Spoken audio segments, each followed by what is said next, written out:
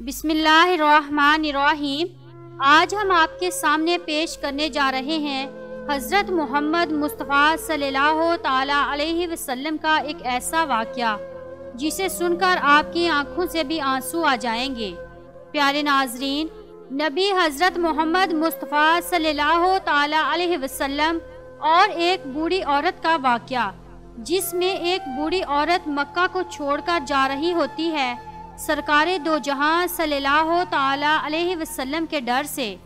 وہ بوڑھی عورت حضور صلی اللہ تعالی علیہ وسلم سے بہت بغض رکھتی ہے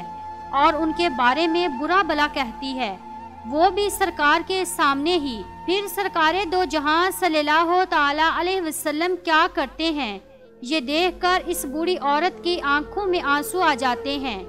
پیارے ناظرین، اس واقعے کو سن کر آپ کی آنکھوں میں بھی آنسو آ جائیں گے کہ ہمارے سرکار صلی اللہ تعالی علیہ وسلم کا اخلاق، ہمارے سرکار کی سیرت کتنی اعلیٰ و افضل ہے۔ تو میری آپ سے گزارش ہے کہ آپ اس واقعے کو مکمل طریقے سے سمجھنے کے لیے اس ویڈیو کو پورا ضرور دیکھیں۔ جب اللہ کے رسول صلی اللہ تعالی علیہ وسلم نے اللہ کا پیغام دنیا کو سنایا کہ اللہ کے سوا کوئی عبادت کے لائق نہیں، اللہ ہی معبود ہے اور میں محمد اللہ کا رسول ہوں، تو یہ سن کر مکے والے اللہ کے رسول صلی اللہ تعالی علیہ وسلم پر ظلم کرنے لگے، ان کی توہین کرنے لگے، کوئی پتھر مارنے لگا، کوئی جادوگر کہنے لگا، لیکن اللہ کے رسول صلی اللہ تعالی علیہ وسلم اللہ کے دین کے لیے ہر دکھ تکلیف کو برداشت کر کے اللہ کے دین کی تبلیغ کر رہے تھے۔ ایک دن آپ حضرت محمد مصطفیٰ صلی اللہ تعالی علیہ وسلم نے دیکھا کہ ایک بوڑھی عورت اپنا سامان باندھ کے اپنے دروازے پر بیٹھی ہوئی تھی، اور اس نے سنا تھا کہ مکے میں کوئی جادوگر آیا ہے،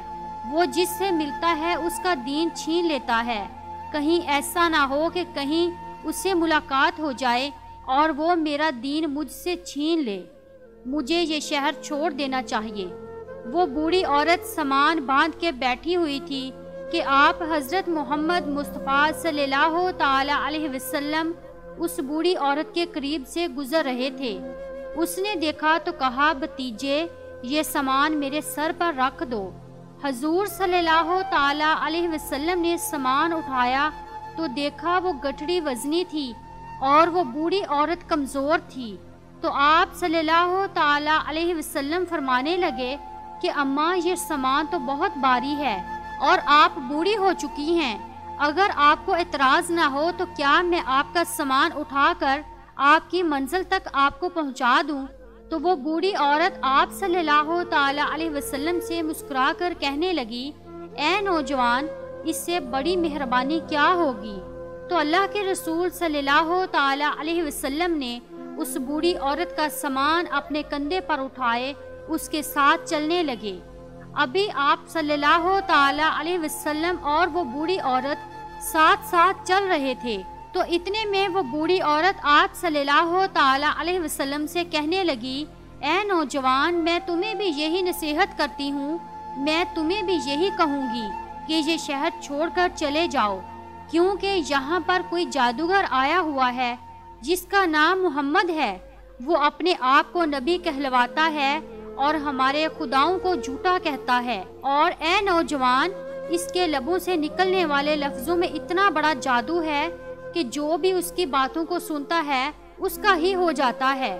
وہ اس پر ایمان لے آتا ہے۔ اس کے بعد وہ بوڑھی عورت کہنے لگی، اے نوجوان شخص، میں نے پوری زندگی اپنے بتوں کی پوجا کی ہے، میں یہ نہیں چاہتی کہ اب آخری وقت میں اپنے خداؤں سے غافل ہو کر اس جادوگر کی باتوں میں آ جاؤں۔ اس طرح پورا راستہ وہ بوڑھی عورت اللہ کے رسول صلی اللہ تعالی علیہ وسلم کی توہین کرتی رہی، انہیں برا بھلا کہتی رہی، اور اللہ کے رسول حضرت محمد مصطفیٰ صلی اللہ تعالی علیہ وسلم پورے راستے اس بوڑھی عورت کا سامان اپنے کندھوں پر اٹھا کر خاموشی کے ساتھ اسے سنتے رہے۔ جب اس بوڑھی عورت کی منزل آ پہنچی تو اللہ کے رسول صلی اللہ تعالی علیہ وسلم نے اس کا سامان اس کے سپرد کیا،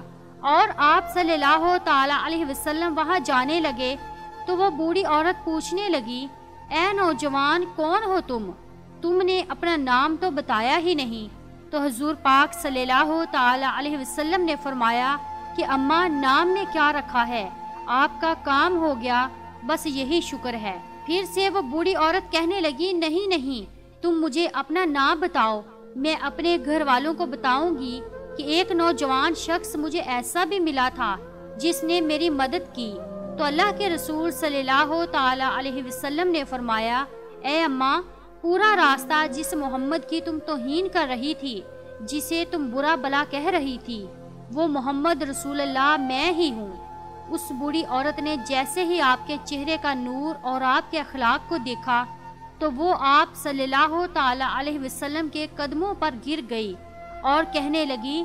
میں نے اپنی پوری زندگی میں آپ جیسا شریف اور نیک انسان نہیں دیکھا۔ آپ کے چہرے کا نور بتاتا ہے، آپ کا اخلاق یہ گواہی دیتا ہے کہ آپ کبھی جھوٹ نہیں کہیں گے۔ اگر آپ یہ فرما رہے ہیں کہ آپ اللہ کے رسول ہیں تو یقیناً یہ سچ ہوگا، آپ مجھے معاف کیجئے گا۔ اور اسی وقت وہ بوڑھی عورت آپ صلی اللہ تعالی علیہ وسلم کی نبوت کی گواہی دے کر کلمہ پڑھ کر مسلمان ہو گئی، اور وہ عورت واپس آ کر مکہ میں آ کر رہنے لگی۔ سبحان اللہ۔ تو پیارے ناظرین، یہ ہے رسول اللہ صلی اللہ تعالی علیہ وسلم کا اخلاق، یہ ہے رسول اللہ صلی اللہ تعالی علیہ وسلم کی سیرت کہ دشمن بھی آپ کو دیکھ کر آپ کی نبوت، آپ کی صداقت اور آپ کی شرافت کی گواہی دینے لگتے تھے۔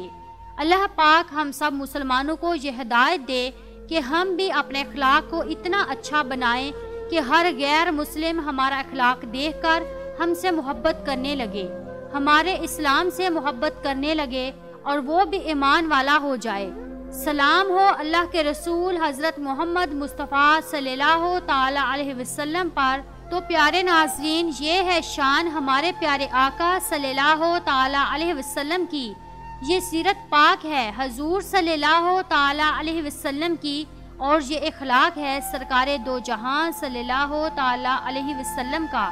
جسے دیکھ کر وہ بوڑھی عورت آپ کے اخلاق سے اتنی خوش ہوئی،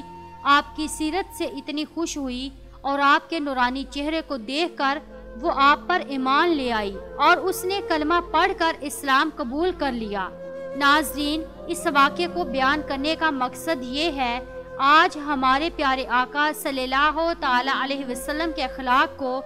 آج کا مسلمان بھول چکا ہے۔ آج ہمارے پیارے آقا صلی اللہ تعالی علیہ وسلم کی سیرت پر اگر ہم عمل کریں تو ہم بھی لوگوں میں محبت قائم کر سکتے ہیں اور لوگوں کو اسلام کی صحیح معلومات بتا سکتے ہیں کہ اسلام ایک امن پسند مذہب ہے، اسلام ایک محبت والا مذہب ہے۔ اسی لیے پیارے ناظرین، ہمارے پیارے آقا صلی اللہ تعالی علیہ وسلم نے یہ سب باتیں لوگوں تک پہنچائی تاکہ لوگ اس پر عمل کر کے اسلام کو سمجھ سکیں کہ اسلام حقیقت میں ہے کیا۔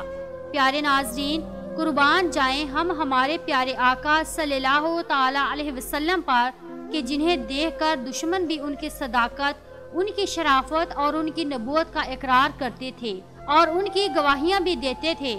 یہ شان ہے سرکار دو جہاں صلی اللہ تعالی علیہ وسلم کی، یہ شان ہے تاجدار انبیاء حضرت محمد مصطفیٰ صلی اللہ تعالی علیہ وسلم کی۔ واقعی ہمارے آقا کی شان نرالی ہے۔ پیارے ناظرین، اگر آپ کو یہ واقعہ پسند آیا ہے تو کمنٹ میں یا رسول اللہ ضرور لکھیں۔ اللہ تبارک و تعالیٰ سے یہی دعا ہے کہ اللہ تعالیٰ ہمیں رسول خدا صلی اللہ تعالی علیہ وسلم کی سنتوں پر عمل کرنے کی توفیق عطا فرمائے اور ان کی سیرت پاک پر عمل کرنے کی توفیق عطا فرمائے۔